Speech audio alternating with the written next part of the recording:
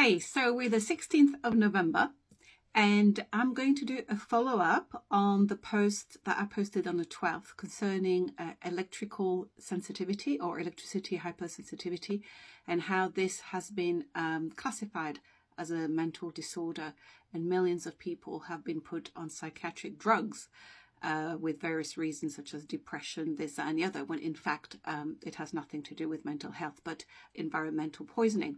Now, if you're new to my channel, you'll have to know that my channel is actually very much related or wholly focused on unpacking the rise of psychiatry and modern psychology and how it is utterly destroying our civilization as we know it right now, and particularly in the field of education. And since education has been utterly, well, at least education in the West, for sure. I mean, I'm in the UK, so definitely the UK, the US, Canada, and Europe. As education, the modern schooling system has been utterly infected and infested by psychiatric and modern psychology theories, we've got quite a challenge to climb out of that and to do everything that is possible to prevent another dark age of ignorance, basically, more than anything. But that last video I posted, I didn't particularly think there would be great interest. This is a thing with TikTok, you know, you put a post, you think nobody's going to be interested, and then it turns out that there's loads of interest. And I thank you for all the hundreds of comments that were put on that post, because it is absolutely fascinating. I mean, some of the comments was like, a lady who, you know, has been suffering from not being able to sleep, you know, living next to a pylon and other, you know, LED lights, street lights, not being able to sleep, being, you know, quite some reaction to this, going to the doctor only to be prescribed antipsychotic drugs. You know, you just kind of go, what is the world coming to? So I'm following up because there were so many comments. I want to add a bit more to that topic, particularly with regards to suppressed knowledge, and what is it that we really need to do to make sure we, you know, this doesn't continue, right?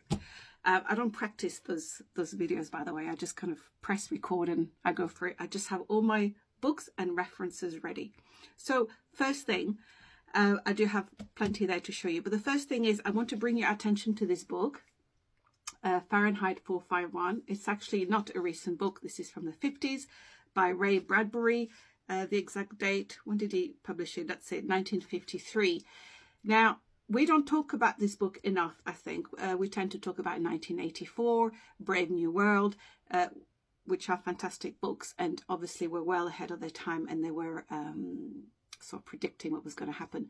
But you know, this book is all about book burning. Fahrenheit 451 is a temperature at which paper burns, and the whole point of the story is a dystopian future where the fire service, firemen, are not there to put out fire. Their job is to burn books. So I just want to say that because when the gentleman Ray Bradbury wrote that book in 1953, the characters in the book, the society in the book, are not only do they have little earpieces, everybody has little earpieces, so they're entertained all day. I mean, we have that now. And they also have like full big screens in their houses and totally hypnotized by television all day. And there's much more to it. It's quite grim, actually. But the point is all about books. And I'm going to show you an example of suppressed knowledge, which is available on Internet Archive and which relates to this business of electricity. For some reason, I don't think a lot of people know about this, and I think some people do know. But the reason I found out about it is because I was researching. I was actually in the middle of researching last year, same thing, how to kind of counteract this electromagnetic fields, you know, the 5G, you know, all this electrical sort of noise, because you can feel it. And as many people wrote in the comments, so many people can hear it, you can feel it. You know, you're on a screen all day. In my job, unfortunately, I work at the computer like so many people, you know, and after a whole day, you can get tired. So, you know, I was looking into all this, and, you know, you go down rabbit holes as you do. And I wind up getting this from Canada, which is called a well, it's actually called Polar A, the person who did it, but it's based on George Lakhovsky coils, oscillator, and Nikola Tesla's coil as well. And anyway, I have that on my desk all the time. Maybe it works, maybe it doesn't, but the theory of it is actually so good that I have it. But then I went to look more into it, and I came across this individual called George Lakhovsky, right? And that's his book. It is available on Internet Archive. It is intensely suppressed knowledge. But what was interesting about this gentleman, so he was a Russian-born French engineer, and in the 1920s, he came up with a research and theory, which is in this book, to do with radiation. Same thing, radiation, electromagnetic waves, and also the what was happening with cancer treatment, quote unquote, and radium had been discovered, and this was being used for cancer treatment, and he didn't think that was the correct thing. So his book is actually really good in terms of he puts forward his theory, and he puts forward all the experiments, all the records with the patients, and essentially, now there's a big twist to this, because obviously the FBI and the American Medical Association and the American Psychiatric Association did not want his work. And I'll tell you what happened is he produced a machine called a multi-wave oscillator. Now, whether or not it worked or didn't work, anybody has a right, if they do their research and they want to put forward their hypothesis, their research, their results, then they should do that, shouldn't they? Without being attacked, or in the case of this man, being bumped off, unfortunately, like so many others. So he made this very simple machine using coils based on Tesla's theory, and all his theory, which he explains in there with organisms and cells and electricity and so on. So how to use the electromagnetic spectrum positively to repair cells, basically. But this man had a 98%, I'm reading it there because I've made my notes, he had a 98% success rate treating fatal cancers over an 11-year period. In the 1920s and 30s, many of his machines were in hospitals, in some New York and other American hospitals, and they were used across Europe in hospitals.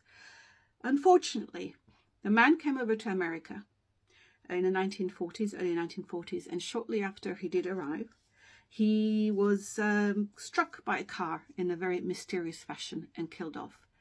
All his machines were removed from hospitals in the US and any hospitals, and his works disappeared. So it was taken away from where he was staying. And so the equipment was removed from hospitals, and the patients were told that the treatment was no longer available.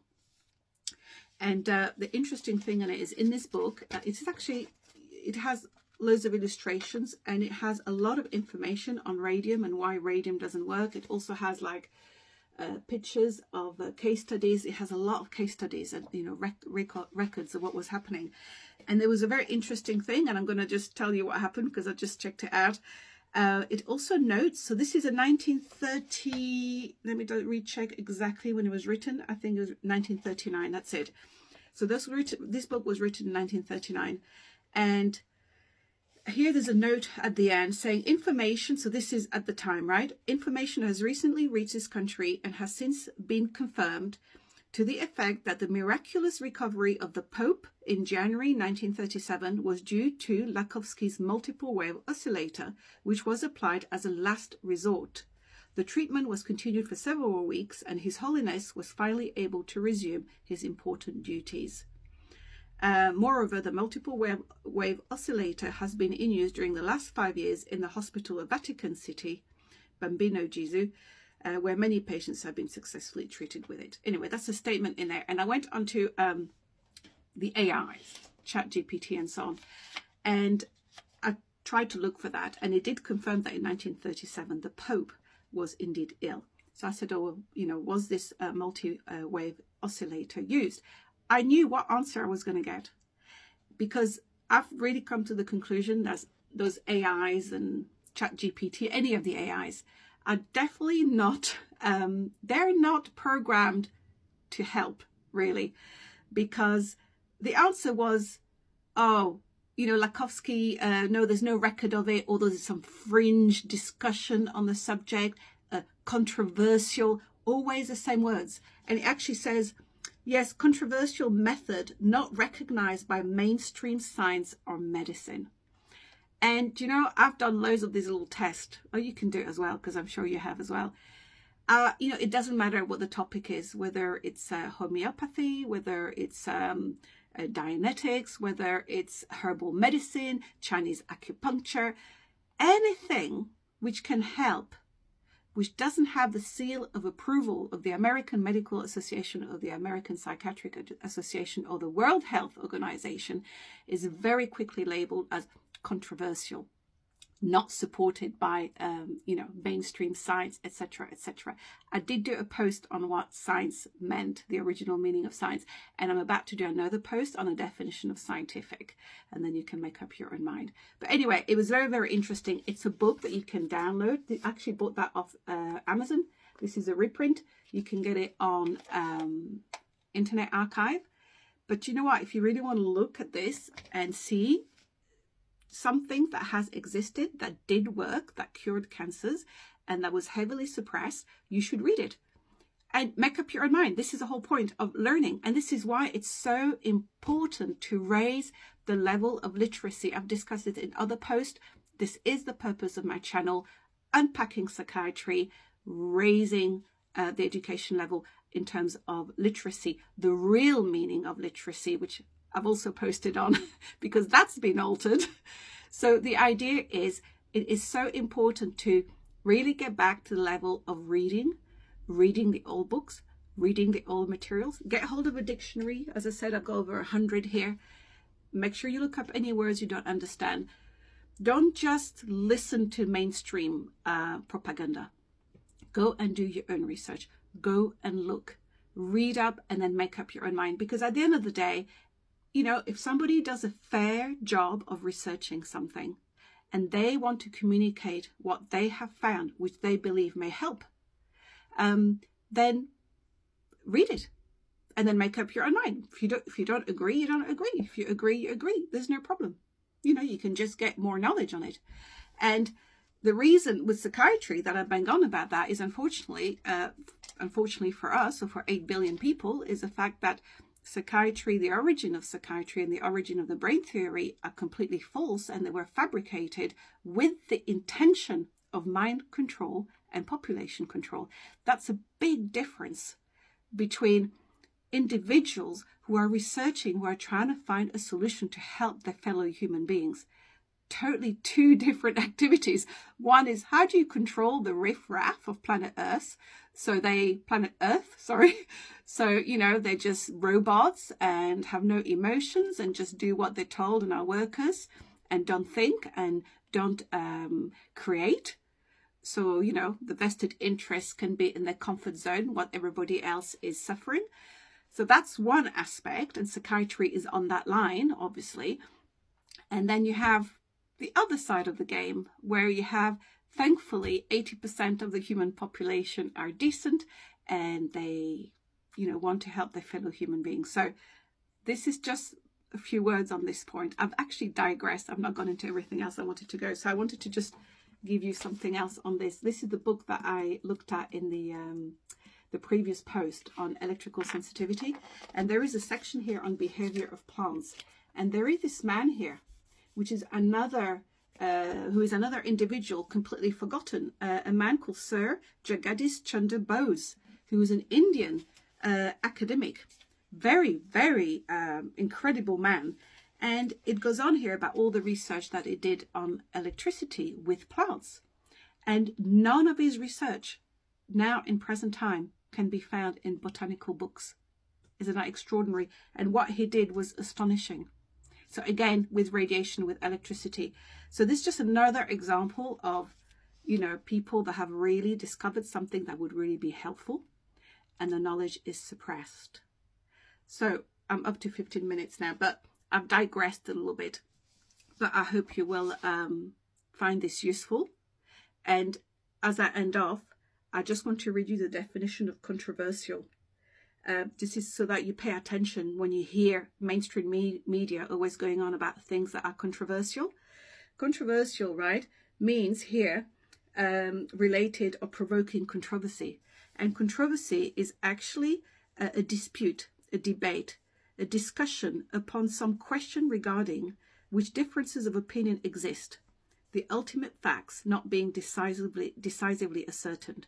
So I'll read that again. Dispute, debate, discussion upon some question regarding which differences of opinion exist, the ultimate facts not being decisively ascertained. And it comes from the Latin controversia, which means a civil lawsuit, a dispute, and from contro, against, and versus, to turn.